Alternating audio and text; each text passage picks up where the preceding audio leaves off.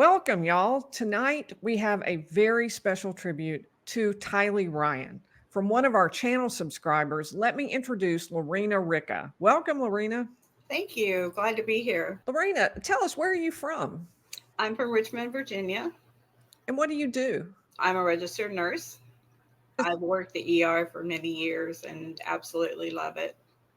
It's awesome to have you. Thank you for being a subscriber. Thank you for coming on today. Absolutely. I thank you for having me. This is just an honor. And let me tell you what we're going to do here. This is a tribute to Tylee Ryan. Lorena wrote a poem to honor her, and we're going to get to that in just a minute. She's going to read that for you. I want to give you just a brief overview of who Tylee Ryan was. And why this tribute poem got written. Tylee was just 16 years old when she was murdered. And now her own mother, Lori Vallow Daybell, and her mother's lover turned husband, Chad Daybell, had been found guilty of her murder. It's very likely her own uncle, Alex Cox, carried out the murders, maybe with the help of others. Only charred parts of Tylee's body have been found. We don't know how she died, but it was horrific. Now, before she died, Chad Daybell, who was married to Tammy but was having an affair with Tylee's mother, Lori, told Lori that Tylee had become dark. Tylee had an evil spirit.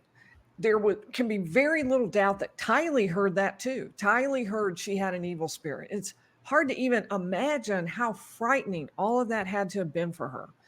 Chad announced that Tylee had become a zombie. Members of Chad's cult testified that what that meant was when somebody became a zombie, their true spirit had been evicted from the body. The body had been taken over by an evil spirit, and the only way to free the true spirit was to kill that body, the zombie, the body housing the evil spirit. At that point, Tylee was no longer a person to Chad, to Lori, and to Alex, Lori's brother and Tylee's uncle.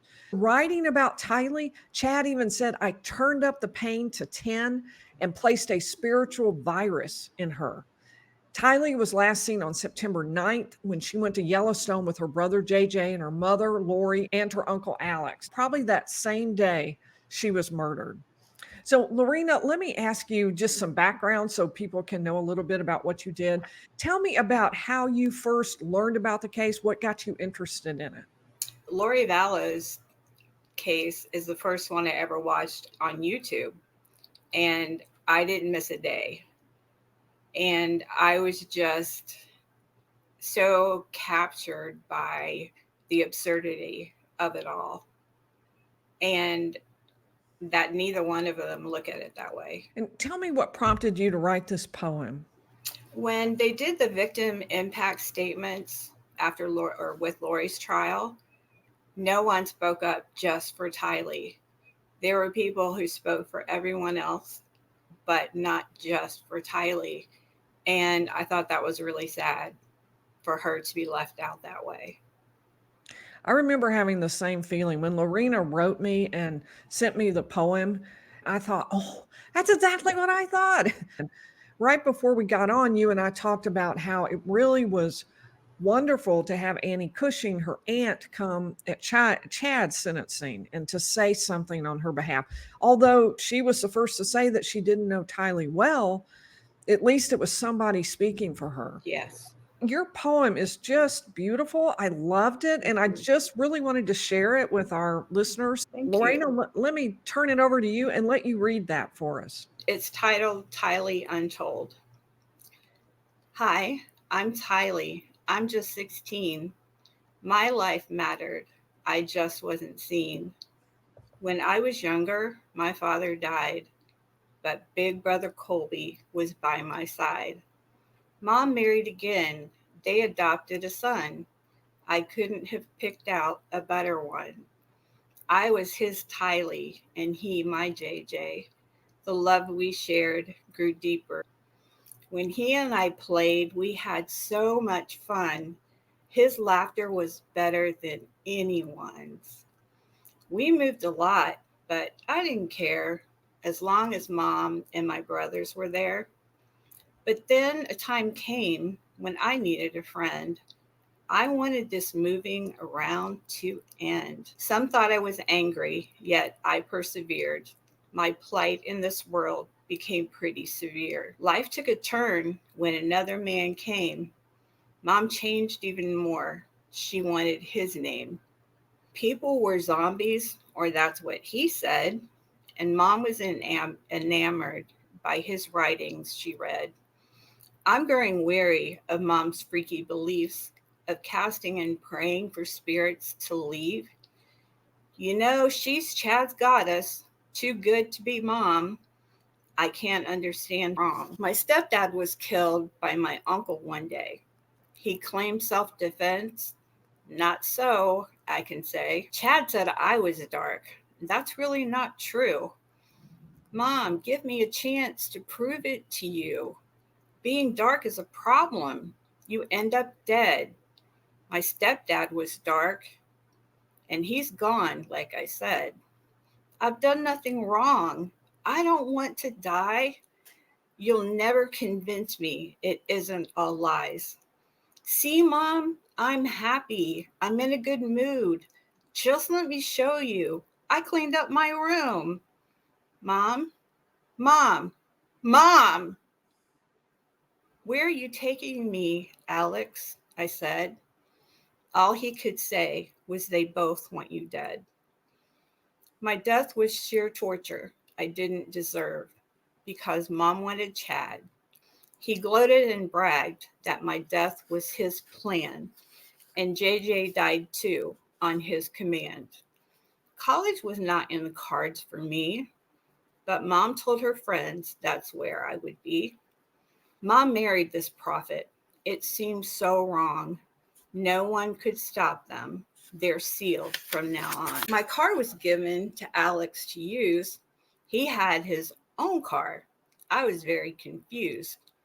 Mom kept my bank card, ID, and phone. What was the reason? I wish I had known. Was that my purpose? To finance her life? Man up, Chad. Take care of your wife. Now she's in prison for the rest of her days. I pray Chad joins her. He's well on his way. Who knew we were missing? Did anyone care that JJ and I were dead somewhere? The day finally came when they dug up Chad's ground. No question at all, we finally were found. What's done in secret will be seen in the light. They will pay for their sins and suffer due plight. Lives were ruined, they had no remorse. Sex, power, and money were driving their course. No one stood up for just me to say how my life changed them. Oh, some of my family were given a chance to share their grief with the court firsthand. So many supporters for JJ came through. Thanks to the Woodcocks, they mentioned me too, but spoke mostly of JJ. What else could they do? Where was Aunt Summer? Why wasn't she there to talk about me? Did she just not care? I know that she loved me, but I felt alone. What's my favorite color or my favorite song? What did I do to enjoy my days? It seems no one knew, or they just didn't say. I love to dance and act on stage and spend time with friends and little JJ. I love them all dearly and know that they cared. And sometimes grief can be too great to share. I don't know why I was left out the most. Did others have more about life to boast? Regardless of why this error occurred, I felt more mention of me was deserved. I've moved on now. No harsh thoughts do I hold. I know that my story has finally been told.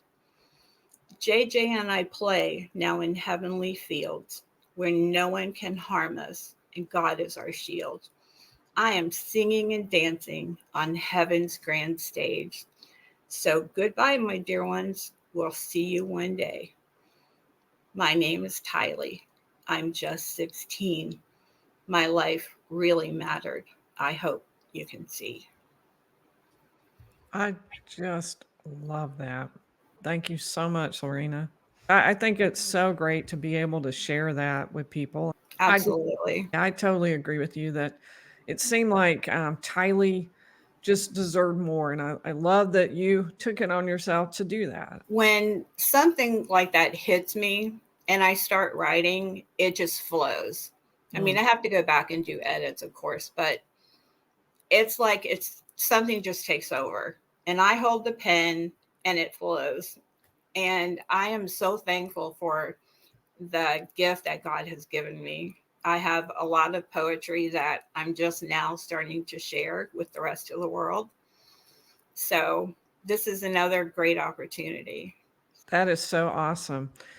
She sent this to me a few weeks ago, and I asked her if we could wait because it had some things in there about Chad's guilt. And I was trying very hard to maintain neutrality on the channel as I was covering the case and talking about it. But I knew immediately that it was something just beautiful that I wanted to share. And I'm so glad that you came and that you read it. Thank you very much. Thank you. It's been a pleasure just to speak with you and see where you are, how you're doing. Please hit the like button for Lorena Ricca and most especially for Tylee Ryan. Absolutely. And I will see you Monday, Wednesday, and Friday at 7 p.m. Eastern.